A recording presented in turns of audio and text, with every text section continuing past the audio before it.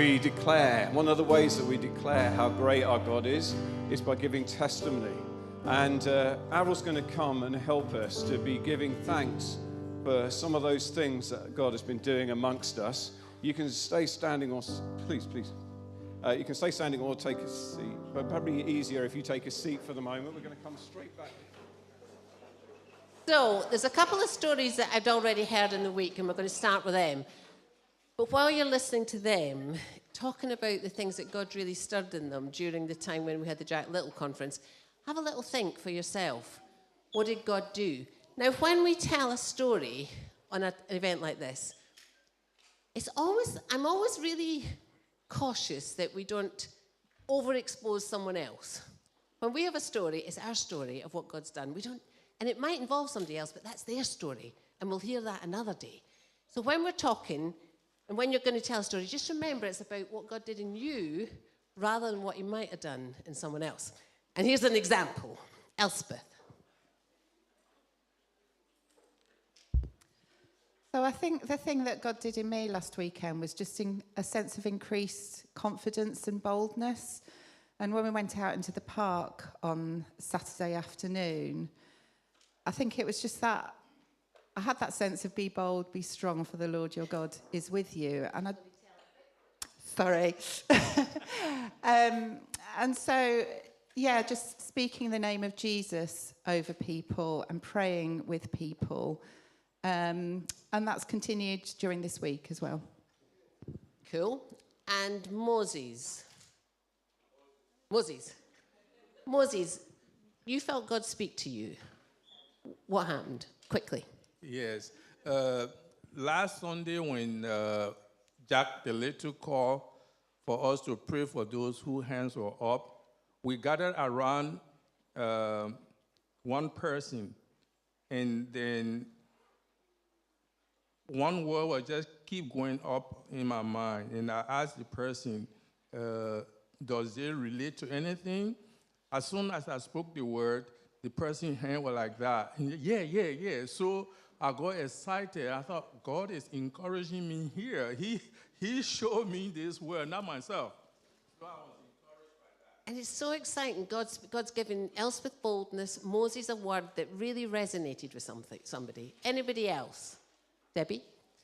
Now remember, we don't need your whole backstory, your life story, what your granny did last week. We just need the nutshell of what God did. He just gave me a bit of boldness, and on Monday I just thought I could pray for that person, the member of staff at work, and I asked and they said yes, and they went, no one's ever prayed for me before. Wow, well, it's exciting, isn't it? Probably should have someone fitter doing this. Lucy. Yeah, on Tuesday morning I was going into work, which is St Thomas's Hospital, and I just saw this lady, obviously in a lot of pain, just shuffling, really, walking along. And I just felt to say to her, I said, I can see are you struggling? Are you in pain? Wait a minute, is this in like public transport or something? On the entrance into St Thomas's, yeah. So, don't mind us, Remy. Yeah. Bless her. Hi. Anyway, yeah, so sorry. So I just said to her, I can see you're in pain. And she said, yes, I am. And I just said, I'd just like to pray a blessing on you, if that's okay. And she said, yes, please. So I just prayed that God would bless her. And, I didn't pray for a dramatic healing, to be honest. I just prayed for God's blessing and for reduced pain. And she told me her name, and I said, God to bless her. And she just said, I received that blessing. Thank you very much. Wow. We just do the bit God gives us to do. Anybody else? Not yet? Have a be thinking about what God's doing. Oh, sorry, Richard.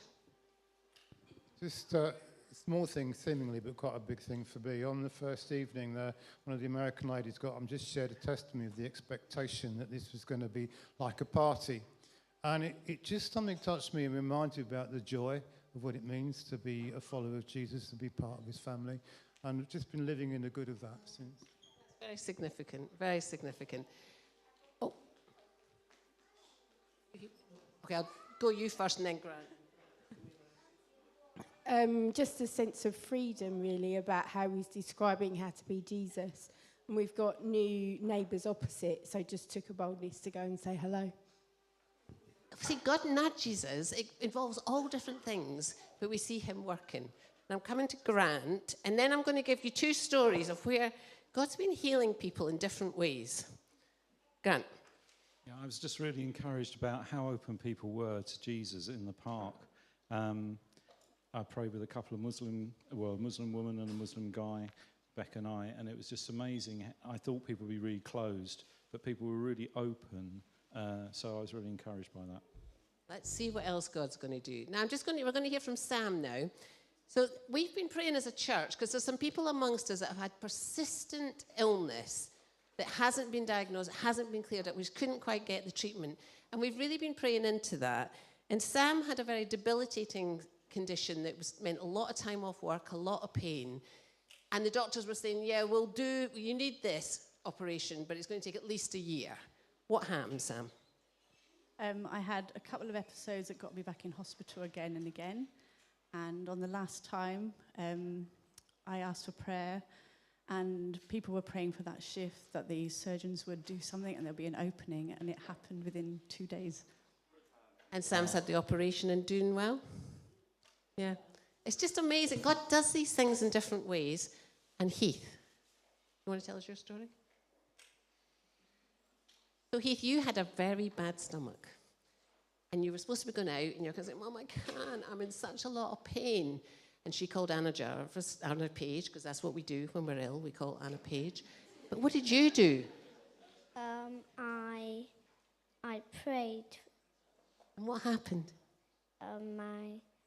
It got healed. Wow. Amazing. So let's see what other stories we have as the days to come. Give us a shout.